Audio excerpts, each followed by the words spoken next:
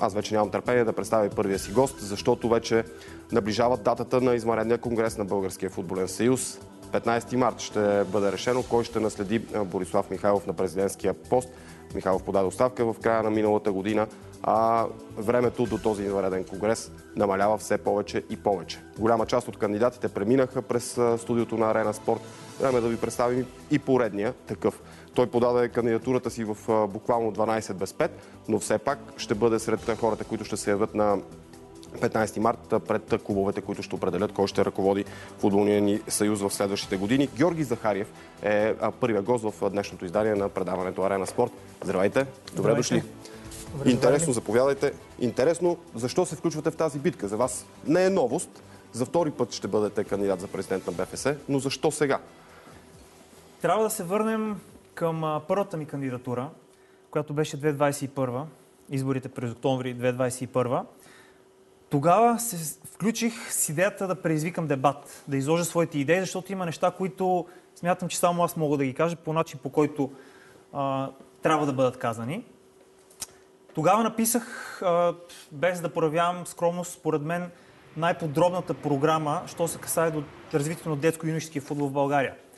Какво се случи след 2021? Понеже сравнявах много внимателно програмите на останалите, Борислав Михайлов нямаше програма. Аз написах с близо 30 точки, много ясно описани проблеми и решения. И мога да дам 5 примера какво моето явяване тогава допринесе. 2021 година имаше елит на U19 първенство. В моята програма описах, че това е излишно и призовах да се премахне. То беше премахнато в последствие, т.е. свършил съм нещо, защото, пак казвам, Борислав Михайлов нямаше думичка за елитна U19. Елитната U17 и U15 бяха разделени на западна и източна. Второ нещо, което свърших, призовах, че това е абсолютно излишно и трябва да се премахне. Това го взеха БФС и го премахнах.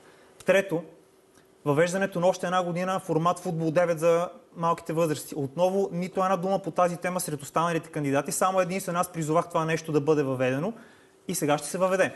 Четвърто, въвеждането на Б-национални отбори при малките възрасти, когато имаме деца, които физически изостават. Това също беше част от програмата ми, само единствено в моята програма. Това бе въведено от Футболния съюз. И пето, последно, регионализирането на тип център Клерфонтен във Франция или програмите, които са в Грузия, да речем, които са регионални национални отбори. БФС взе видоизмени поради липса на бюджет и това мое предложение. Така че 5 неща от моята програма бяха вкарани. Ето с това дори съм допринесъл с моето явяване на предишните избори. Това е интересен подход. Сега виждам обаче, че всички кандидати, или поне голяма част от тях, показват програма видна и за обществото, видна за футболните клубове преди всичко, защото в крайна сметка от тях зависи. Вашата върху какво стъпва? Кои са, да кажем, трите основни стълба, върху които стъпва вашата програма и с която ще излезете така пред клубовете? Моята програма все още е актуална, с изключение на тези 5 точки, които Футболния съюз взеха и приложиха, но има още една 20. Основни теми са обучението на методисти. За мен това е изключително важно. Втора тема – неизграждането на национален стадион. За мен това е изключително важно и може би с всички останали кандидати сме на различно мнение. Да, различавате се в това, ще поговорим. Да, и третата тема е наистина, може би, подбирането на един Dream Team. Избягнах да говоря за екипи, защото за разлика от едни политически избори, където партиите си излизат със свои представители, след това се сглобява плаващи, неплаващи, мнозинства, малцинства и така нататък, ние тук след изборите, без значение кой стане президент, трябва да сформираме един Dream Team, който да задвижи кораба в правилната посока. Започвам отзад напред. Тоест, всеки един от кандидатите да има свои представители в бъдещия изпълком, независимо от това кой ще стане президент. Така ли да ви разбирам? Не точно. Идеята ми е най-адекватните хора, тесни специалисти по дадена тема, да присъстват в изпълкома. Без значение кой откъде идва, пак казвам, не сме партии да се делим след това, ти си от нашата партия, ти не си от нашата партия. Също така самият изпълком за мен трябва да бъде преструктуриран като цяло изборът му, защото това е, да говоря за политика, това е един министерски съвет на футбола. Точно такава. Ако няма орган, който да контролира нещата, т.е. ние имаме Министерски съвет без Народно събрание. Няма как да оставим тези хора да правят каквото искат. Трябва да има опозиция вътре. До сега не е имало опозиция в изпълкома. И за това казвам, че трябва да има един пъстър изпълком с хора от различни сфери и за мен много важно. Изпълкома трябва да започне с едно име и това е Христо Стоичков. И ще кажа защо. Ние имаме това златно богатство. Той може да идва 2 пъти в годината в България. Това не е значение. Напоследък по-често. По-често идва. Да. Той дали ще приема да е част от този изпълком или не знам. Но листата на всеки един от кандидатите за мен трябва да започва с него. Ако не иска да е част от изпълкома под някаква форма, почетен президент, каквото и да е, той трябва да е вътре. Той е човек, който не отваря врати, той отваря портали към други измерения. И тук, понеже това е едно от нещата, които се изтъква за един от останалите кандидати, Михаил Касабов, който има много връзки. Вижте какви лица има. И Бербатов, и Стилян Петров, Мартин Петров. Михаил Касабов с неговите връзки, нали...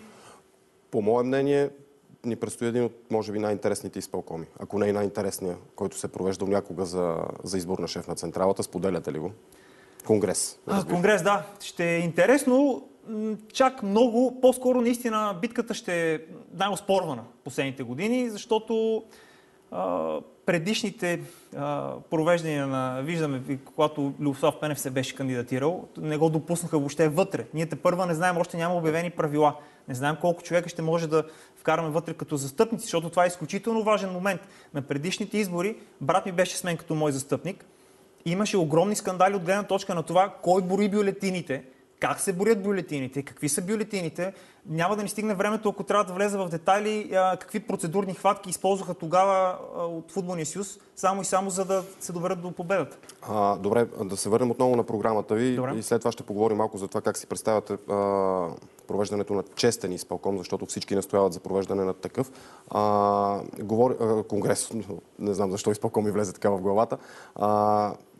Много застъпвате детско-юношеския футбол и това за въвеждането на методисти, основната част от работата да падне върху тях. Защо акцентирате върху това? Липсва ли методика в българския футбол? Методика липсва. Последно време появиха се опити за въвеждане на някаква философия в българския футбол. Издава се книга, но за да има цялостна концепция е нужно обучението на методисти. Равно погледнато, ние в българския футбол има огромен проблем и той е липсата на адекватни треньори, които да произвеждат футболисти, които да вдигнат нивото на българския футбол, защото виждаме, оплакват се в момента самите отбори, че бетинг компаниите оттеглят финансирането постепенно и така нататък. Но ние основният начин на финансиране на нашите клубове трябва да го обърнем към производство на състезатели и продажбата на състезатели. Така както правят страни като Белгия, Холандия, Португалия, дори една Хърватия от Балканския полуостров, ако вземем предвид. И ние трябва да работим в тази посока. Първата крачка е наистина обучението на методисти и поставянето им в школите. Вие изкарвате прехраната си като футболен менеджер. Точно. Но застъпвате много тезата, че трябва младите ни футболисти час по-скоро да напускат България, за да могат да търсят реализацията си в чужбина и развитието си преди всичко в чужбина. Но това не страда ли нивото на футбола в България? Аз призовавам, който има възможност, качества, да го направи. Защото в момента ситуацията е такава, че водещите отбори по една или друга причина не дават достатъчно шанс на български състезатели. Или ако се дава шанс, то е поради липса на финансиране по момента, временна криза, в момента в който дойдат по-сериозни постъпления, масово започва да се разчита на чужденци. И това е много сериозен проблем, който трябва много внимателно, понеже следа изявите на останалите кандидати. Трябва да сме много внимателни дали ще въведем задължително играчи до 21 години да започват мачове, защото това опитът показва, че в други държави, че масово започват да се произвеждат десни бекове.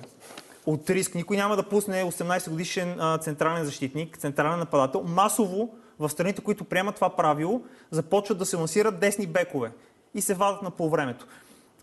Другото, което и Димитър Бербатов говори за него, е въвеждането на ограничения на чужденци извън Европейския съюз.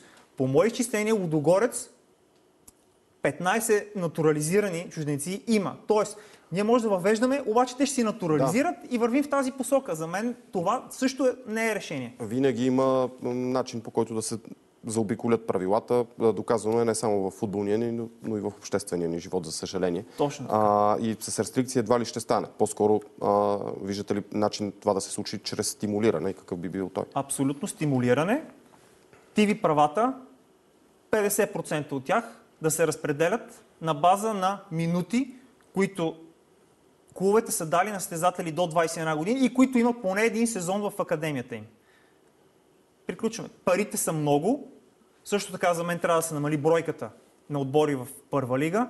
Така, до колко? Още 10 отбора. Ние просто демографски не отговаряме на числото 14, 16, 20 или каквато и да е друга бройка. Това обаче не е популистко.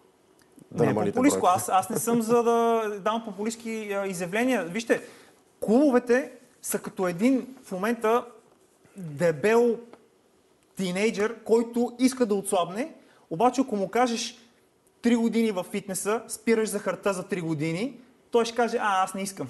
Тук не трябва да говорим нещата, които клубовете искат. Тук трябва да говорим нещата, които ще доведат до успеха на българския футбол. Иначе продължаваме празни обещания и всеки сега е наранил торбата с обещания и слуша много внимателно. Подават се към клубовете обещания, които са неизпълними. Категорично го заявявам това нещо. Дайте пример за такова. Финансиране, понеже слушам, отбор от трета лига или регионалните групи, няма ли пари за линейка, един състезател им си чупил крак, може ли футболния съюз да помогне и се почва, ще намерим от FIFA, UEFA и така нататък.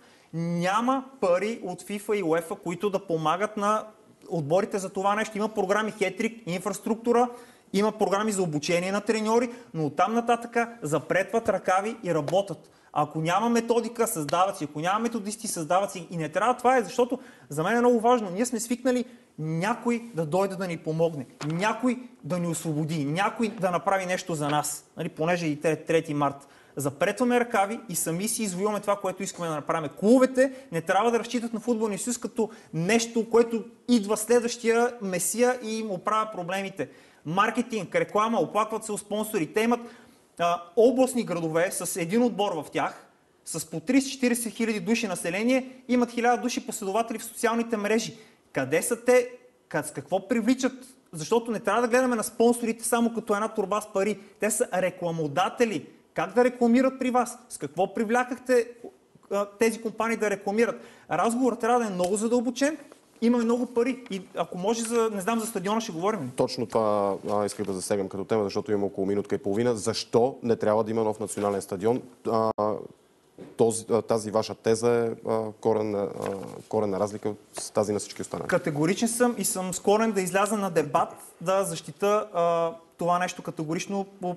Има няколко направления. Първо, чисто спортно-технически. Последният мач на националния отбор, където станаха проблемите с Унгария, беше ноември месец. Следващия мач на националния отбор е септември месец домакински. За 2-3 мача в годината ние да хвърляме едни 300 милиона лева минимум с днешните цени е абсолютно пархосничество. Кой е националният стадион на Италия? Няма. Кой е националният стадион на Германия? Няма. Националният стадион на Испания? Няма. Холандия? Няма. Ние ли сме най-богатите в Европейския съюз, за да правим национален стадион? Италианците играят на Сан Сиро, на Олимпико. Испанците играят на Ноу Камп, на Сантьяго Бернабел. Другото, което е политиците, това е много важно. Надявам се, че зрителите са го разбрали за последните 20 и колко години преход. Големите инфраструктурни проекти са любими на определени политици, защото оттам се краде най-много. Един стадион 300 милиона лева, без значение кой е премиер, ни 10-50 милиона ще бъдат откраднати. Тук ще спестим от желязо, там ще спестим от бетон и така нататък. Това не трябва да се позволява. Заиграват се по този начин с темата за национален стадион, печелят избиратели, печелят гласоподаватели, виждаме какво стане и в Пловдив. Нямаме нужда от национален стадион. Клубни стадиони, тези 300 милиона плюс, които ще се инвестират, нека се разпределят. Изграждане на академии, инвестиране по малките населени места на стадиони, програми, които ще задвижат целият процес, като методисти и така нататък. Не на национален стадион, това са изгубени 300 милиона лева, може да си играят мачовете в Пловдив, ЦСКА ще направи нов стадион, имаме места. 30 секунди буквално. Какво очаквате да се случи на Конгреса? Очаквам да има някаква форма на обединение. Не трябва да сме като политиците, след това отново да се делим, този е в мой изпълком, този не е в мой изпълком. Обединение, защото е ясен пътя, ясни са и хората, които могат да доведат България до успех в футбола. Трябва да се обединим, но трябва много работа. И клубовете трябва да знаят, че не трябва да се подвеждат на празни обещания, защото в момента всеки е тръгнал с торбата с лъжите. Внимавайте, слушайте внимателно. Георги Захариев, на гости на Арена Спорт, кандидат за президент на Българския футболен съюз за извънредния конгрес на 15 март. Благодаря ви за това гостуване.